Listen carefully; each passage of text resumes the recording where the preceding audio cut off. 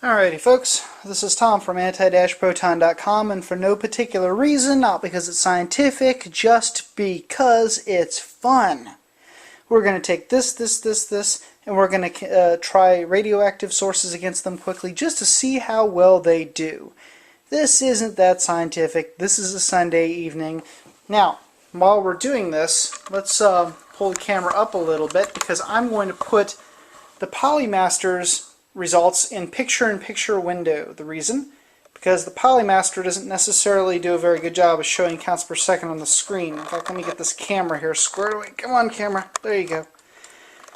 There we go. Now let's see if we can kind of like put the Polimaster's stuff maybe right over here. We'll move this down just a little bit. Okay. Now, let's see here.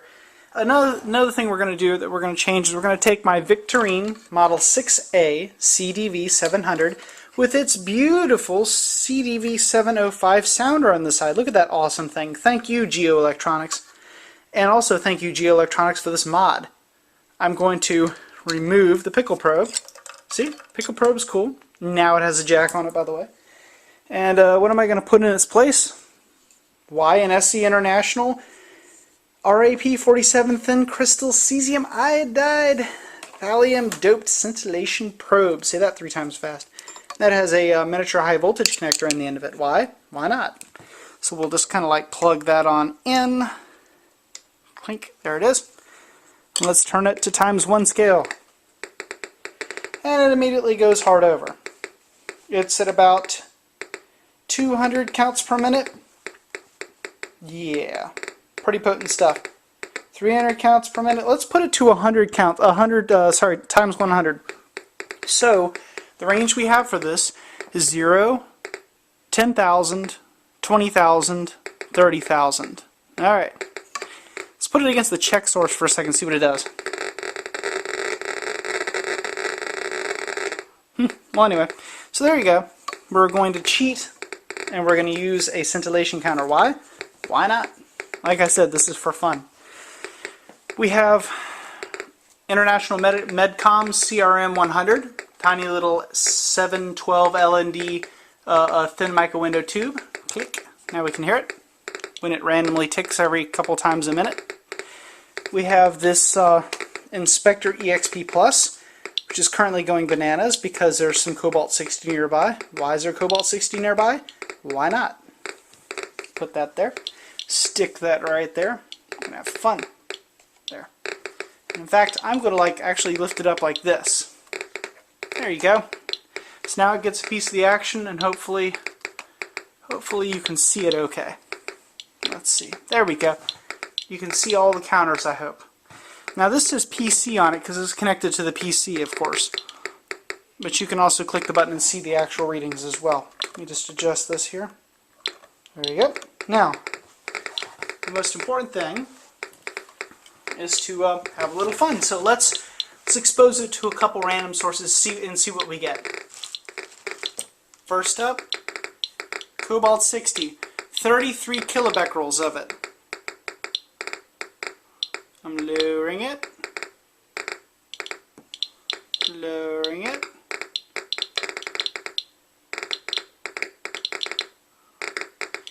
And the oh, there goes the poly.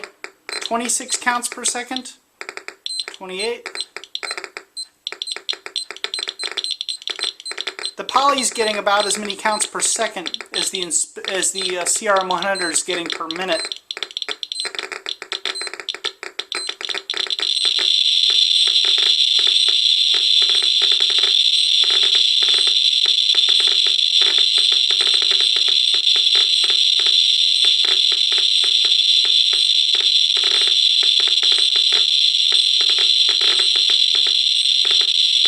That was an interesting bug.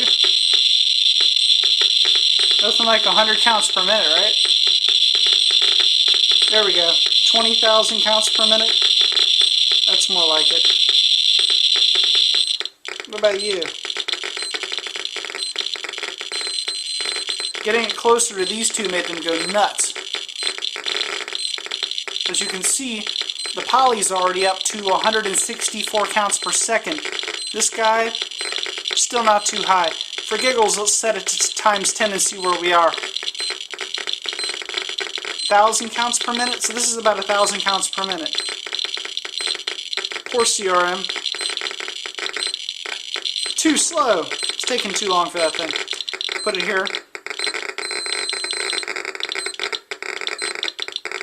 Now you can see the CDV 700 is approaching 2,000. And the Polimaster is at 1,570 counts per second. Good grief. 22 microsieverts per hour. Now let's crank this to times 100 again. And we go off the chart. Okay. Now that was fun. Let's turn the sound on. Is it on? Yeah, it's on. Now for some Europium 152. Europium 152. Let's give these guys a second to calm down.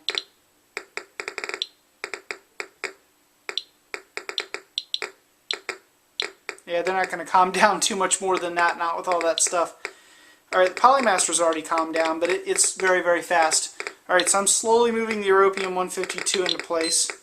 About a foot away, everything lights up. Let's set this to times 10, so you can actually see.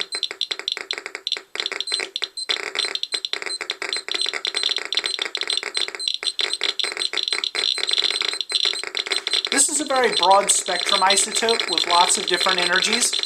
Have some pretty potent betas and gammas all over the place.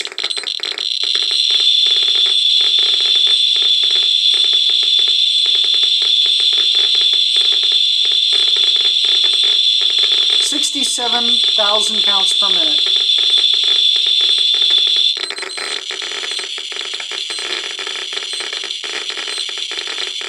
Even the CRM dances to this one. 21,000 counts per minute in the CRM, not bad. We better turn this guy to times 100 again. That's way too hot. It was only getting about 3,000, but let's move it over here. The Poly's up to 2,400, 2,500, 2,500 counts per second. Oh my god.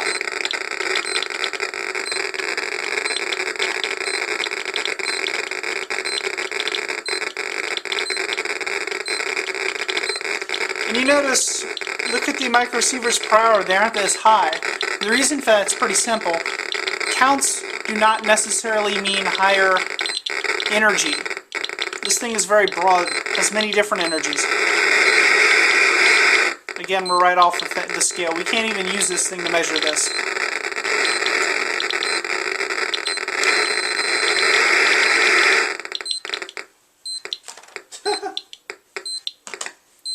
Now for some classic Cesium 137. Classic Cesium 137, here it is.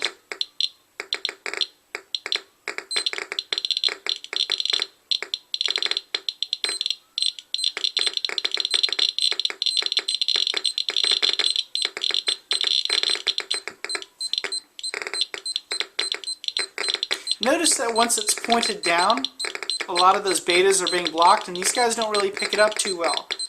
This one does a little. This guy does a really good job of picking it up no matter what.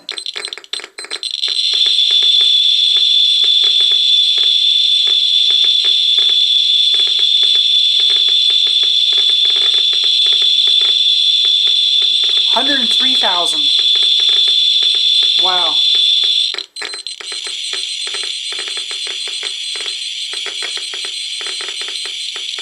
Now that's what these were calibrated for, so if I were to shield the beta part of that, it would actually be an accurate energy reading if I were to show you microsieverts per hour or milliroentgens per hour. 45,000. 500, 900, 1100. Again, you notice that the microsieverts per hour that this thing detects are lower than some of the other ones because the actual energy of the gammas are lower. It's not just the counts, it's also the energy of the photons, or even the betas, for example, coming out of it. Now it's also becoming more and more accurate as it goes along.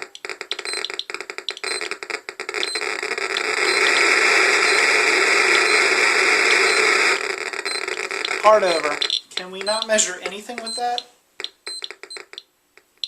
Now for something strange. Strontium 90. This is a beta emitter. It's nearly a pure beta emitter. Through its decay from strontium to yttrium, and then into, what do we go to after that? Zircon. It's going to eventually have a slight chance of emitting a gamma, but that's should almost be undetectable to these two. So if they actually light up, it'll be quite interesting. And if they do, I'll have a theory as to why. These guys should really love this stuff. This is only 1/10 of a microcarrier. Everything you've seen before has been between 33 and 37 becquerels. This is 1/10 of that amount.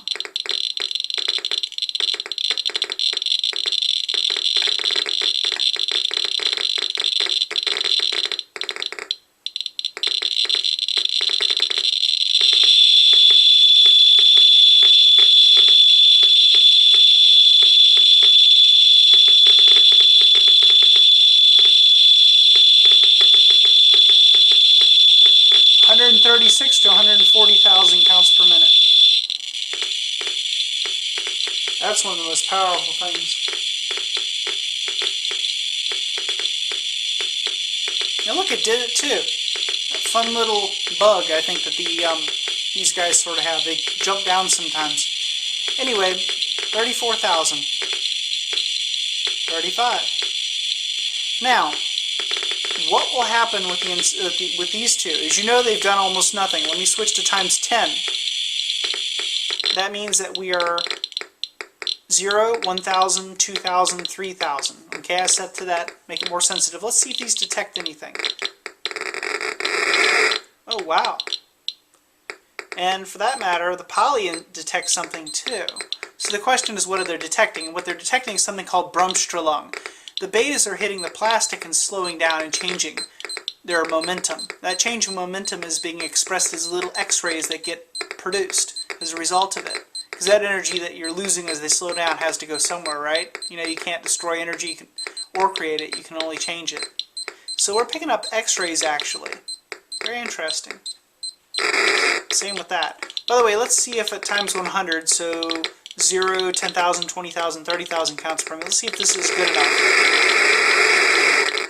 Off the chart. But then this thing was designed for low energy, so that it actually picks it up better than most things.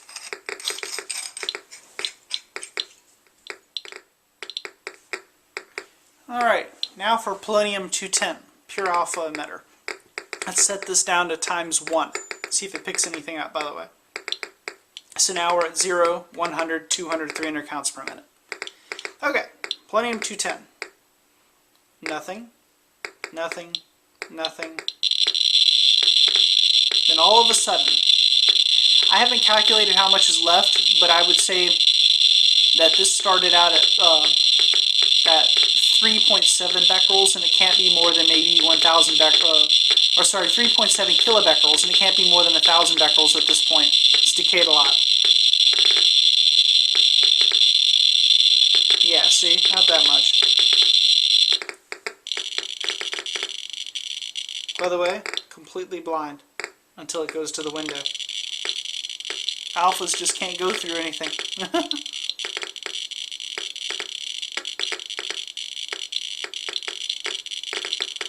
Nasty stuff. This is what killed that, what was that guy, the guy's name, Litvinenko? This is what killed him. A lot more of it than this, of course. This is a legal quantity that you can own. The maximum legal quantity that you can own without a license, I might add. Now let's try the two scintillation counters. You are going to go to times 10 since you want to be so high. At times 10 we're at 0, 1,000, 2,000, 3,000. An alpha detector? Can it do it? Come on, nothing? I was hoping it would pick up Bremsstrahlung from the alphas hitting the plastic. Obviously it can't detect alpha. Not obviously. What about you?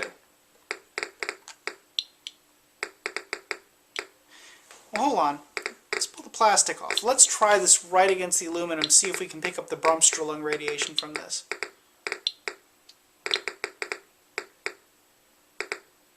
I don't know. I don't think so. I think the Bremsstrahlung just can't be detected by these guys.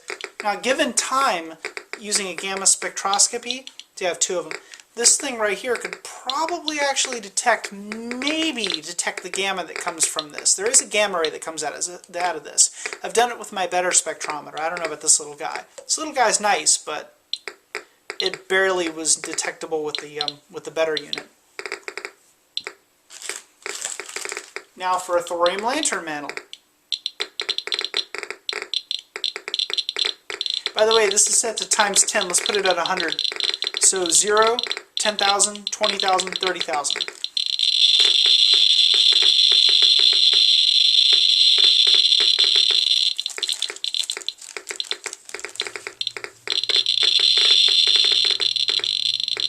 Alright, well that's obviously not a potent alpha emitter.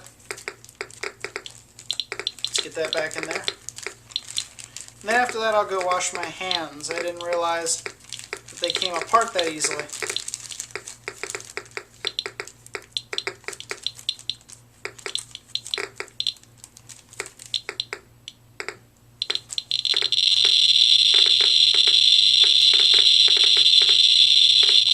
Now I'm contaminated.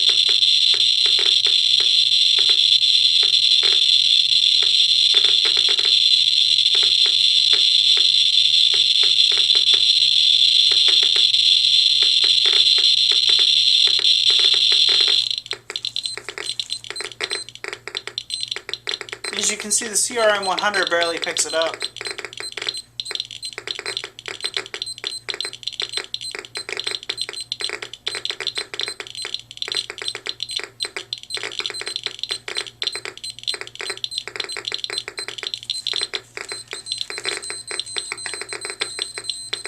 Polimaster picks it up. Polimaster's hungry. Look at that, 150 counts per second. Not bad at all, Kemosabe. Let's try this. Finally, something we can read. 10,000 counts per minute. Gamma.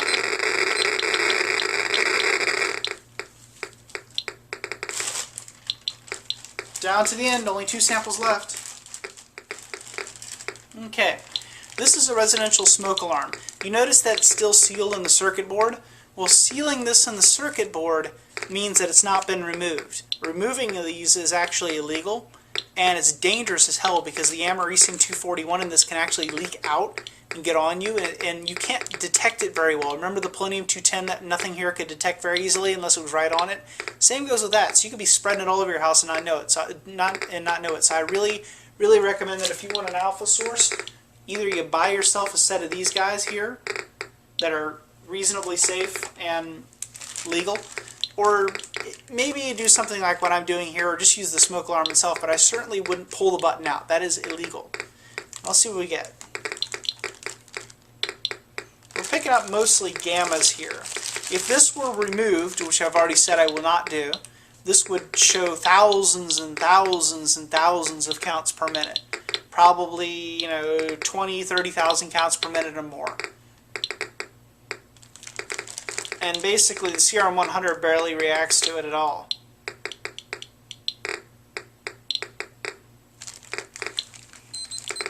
Polimaster, however, picks up the gammas just fine.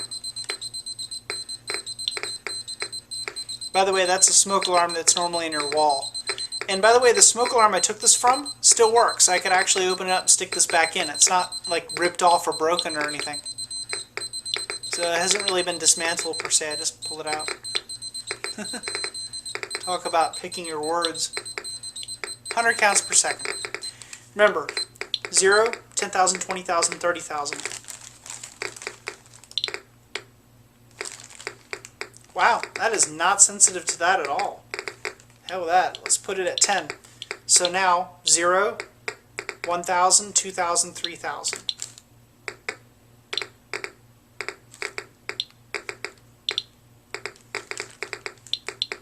Goes up a little. The energy put off is by this is obviously not picking up here at all. Creepy. This probe's not really optimized for this. It's kind of amusing that it actually works. It's actually for gamma spectroscopy. And now the final thing of the day. Quantum pendant. I would never wear this, my personal quantum pendant, around my neck for any particular reason. But remember, this is just my quantum pendant I'm talking about for legal reasons. Just mine. Mine and mine alone. Only the one that I bought. Just this particular one. Interesting, huh? Let's see what it does. People might be picking it up. It's hard to say. Let's put it up against the inspector. That's the back. Let's try the front. I think the front's hotter than the back.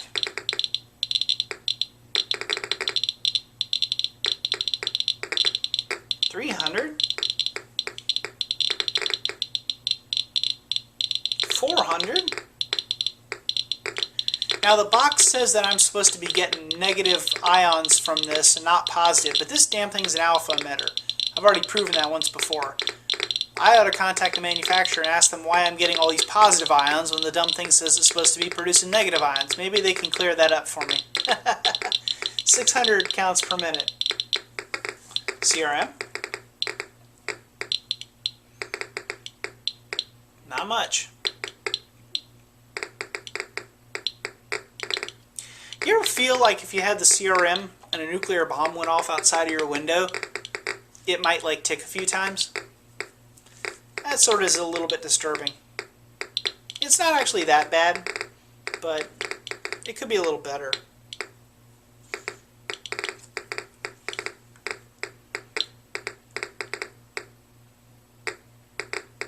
Now it takes a few seconds for the Polimaster to go nuts on this thing.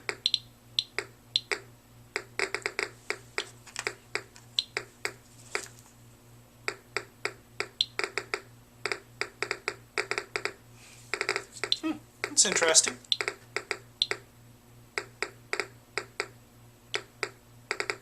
Oh, I see why. Because it only went up 1 count per second. There it goes, 23. The problem is this is really, really low in radiation. It's not really very radioactive. And this thing's already experiencing such a background, it's already probably recalibrated to the background. This thing automatically calibrates. And there it is. It's gone up to 21 counts per second. Took it a little while though, didn't it? Alright, now remember, we're at times 10, so 0, 1,000, 2,000, 3,000. There we go. RIP47 likes the pendant. It's feeling the positive ions. It's having a better outlook on life.